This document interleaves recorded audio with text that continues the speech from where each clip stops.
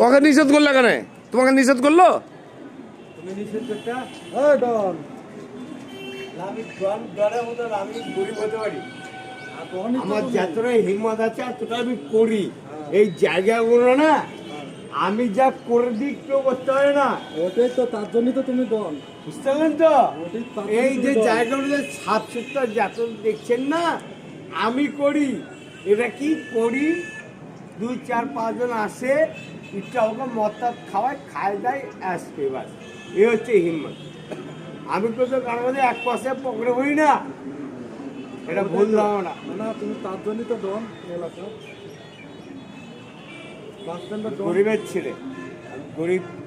আমি 10 বছর বয়সে, এই বয়সে আমি বাস থেকে উঠে গেছি। তার জীবনের কিছু কিছু বাস থেকে ছিল না, ছিল না। এই যুগের থানা হয়েছে না, এখানে চুল্লু বিক্রি হতো। হ্যাঁ। আর ভয়ে ভয়ে এই টাইমে লোকে ভয় ঢুকতো না। জঙ্গল ছিল, মারতো কানের ধরে থাপ্পড় দিয়ে, কে মারতো? সবকে কেড়ে করে নিত, যার যেমন ক্ষমতা ছিল।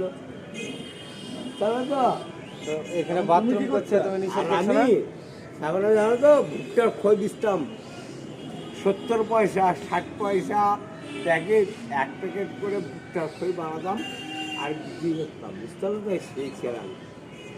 তার জন্যই তো বলছি তুমি ডন, এই এলাকার ডন। এই ডন, শোনো শোনো শোনো, এই দিকটা না, ওই দিকটাই যা, ওই দিকটাই।